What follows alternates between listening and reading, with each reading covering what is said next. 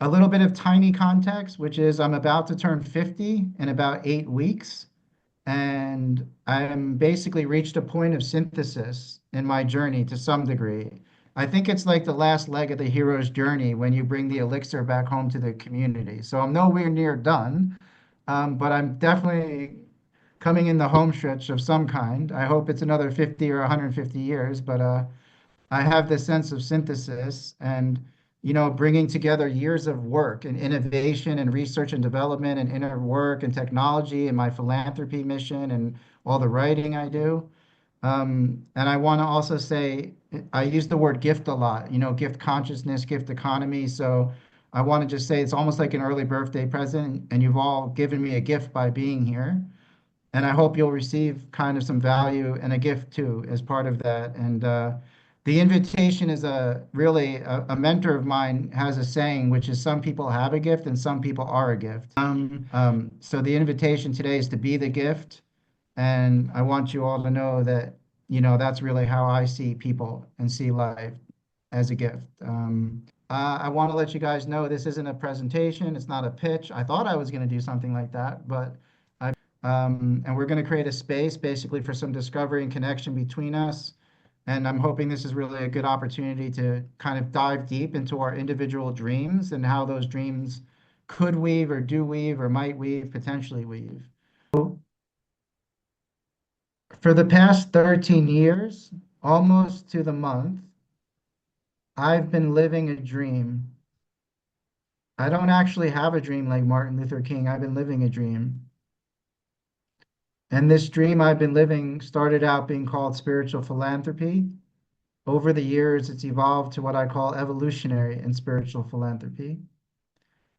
And as part of that, I redefine ROI for myself um, as R to the power and degree of I, in which case the I stands for your true self, your deepest self, what the non-dualist would call Atman and Brahman, or what some people will call your higher self, your true self. That's the fundamental framework for evolutionary and spiritual philanthropy um, at the base level.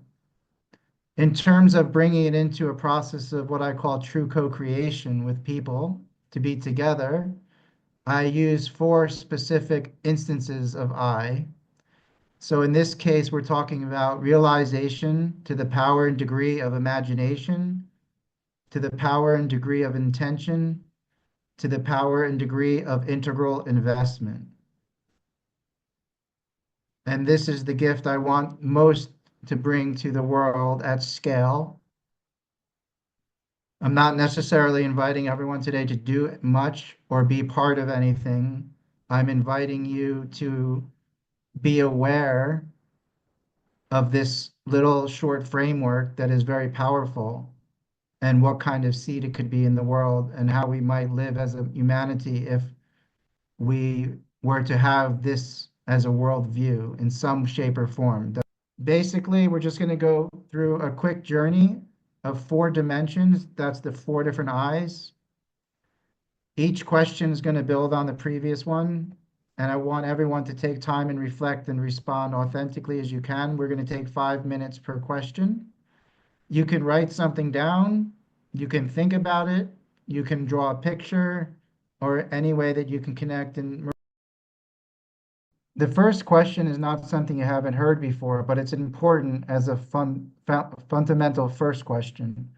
And that's the realization to the power and degree of imagination, or inspiration is another beautiful I. So I would like you to reflect on what kind of world are you wanting to live in and creating now?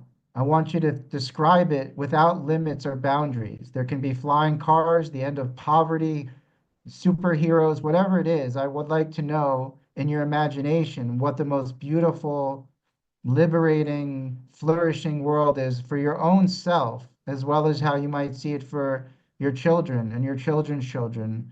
And just try to think a little bit about what it feels like, or looks like, or even tastes like. So we're just going to do 5 minutes on this. There's no holds barred here. You are boundless and preposterous. It's better than science fiction.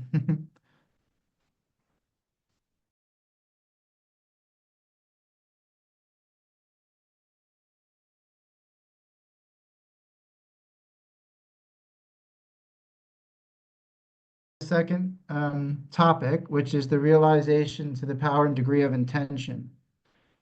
So now you've set out a world, something you want to experience that's not something that one person could really create. The essence of a shared reality of a shared planet obviously takes all of our genius and all of our parts and souls are required. Whatever your spiritual or religious beliefs or philosophical, there's some sense of togetherness, collaboration, co-creation, harmony, unity, community, communion that we all understand intuitively as a social species. So I'm going to ask you to reflect on what specific contributions would you love to make towards that overall vision? You can have multiple answers. You're not in a box here where you only do one thing with the rest of your life, all of you creative, neurodiverse beings. Why we're using intention is we're drawing down to a little bit more specificity. So, for example, someone like me has a vision of a world, but I'm not going to necessarily be saving all of the animals or maybe even raising a family. I don't know if I'll be working on waste management or legal up leveling. I specifically want to make media and I want to bring new philanthropy and I want to be acting and working on physics. So these are more specific things. So tune into that world picture you have and tune into your zones of genius and your passions on a much more personal level and think about one, two, three, four, whatever it is, different ways, different types of contributions. These can be simple as love, time, and attention.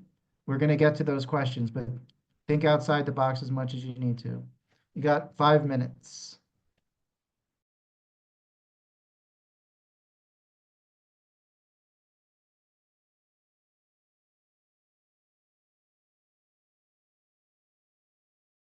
So the last section is a two-parter. We're going to take them one by one.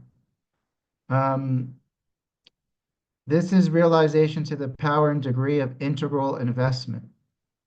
I came across a term several years ago called integral wealth by a group called Village Lab, where they were very specific to talk about the many streams of wealth and how they all work, and money being one of them, not to be ignored, but one among many. And they had a project where they had something called currencies, SEES, the flow of value, the currencies. And it changed my life and is integrated into how I think and feel about philanthropy and flow of value. So they termed integral wealth, and that's part of my ethos. So the first question is, in potential, so you're not making a commitment here,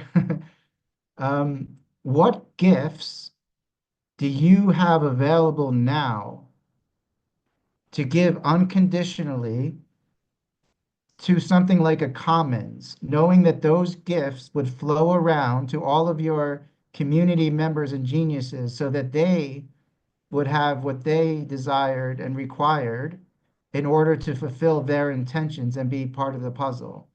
So when I ask what gifts might you have in theory and potential, you can say things like, I've got a lot of time on my hands. I've got a bunch of guitars in my basement that I don't use. I've got a home I can share. I've got $1 million in the bank. I own a property. And I have love. I have experience in the finance industry for 30 years. Please try to think in all those different ways that you might be able to contribute to a mother fund, as my friend Mona says. If we were all going to put something in the stone soup and then flow that value around so that each one of us may non-linearly receive what we need to be part of the answer.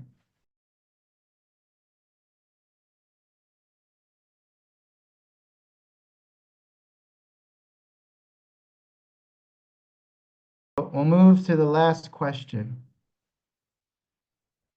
I find it interesting because I could have done this differently. I could have first asked, like, what do you need or want to feel completely free and overflowing so you're able to do that. But Actually, there's a reason why we started there. Because one of the principles of evolutionary spiritual philanthropy, which is a universal principle, not mine, um, is to give is to receive. And I mean that very literally. Some people ask me, well, doesn't that mean to receive is to give? And I say, no, not exactly. Because in the giving is the receiving. However, I don't want people to think that means we've got half an equation. So the second question is, what gifts, remember that means any type of gift. We're using that word very broadly to mean inner and outer resources. What gifts would you love to receive? Not what you need, not what you want. What would you love to receive that would help you thrive in your life right here and now, in your in serving your intentions, so that you could actually feel excited and super abundant to continue gifting forward your own self, right? So what would you love to receive? Inner and outer. It doesn't necessarily have to be to attain like I need money to make a film. It could be I would like a home and a beautiful home to live in with my children and I want like what would you love to receive to be your whole self so that you are so super abundant with your cup overflowing that it's never a question for you that you cannot continue gifting forward like a Taurus, never ending, no scarcity, no Maslowian restrictions. And we got about 4 or 5 minutes for this one. Open your minds and hearts and give it a whirl.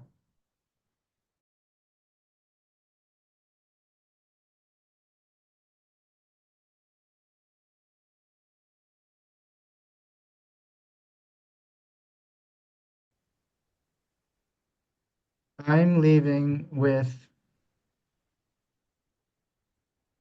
gratitude and deep satisfaction and joy and thankfulness for everyone taking the time today and being a part of the dream that I'm living in the small way that you have been by being a part of this and feeling really great that this is something, a gift I can offer that has nothing else to it. Like it is what it is and is who I am. So thank you.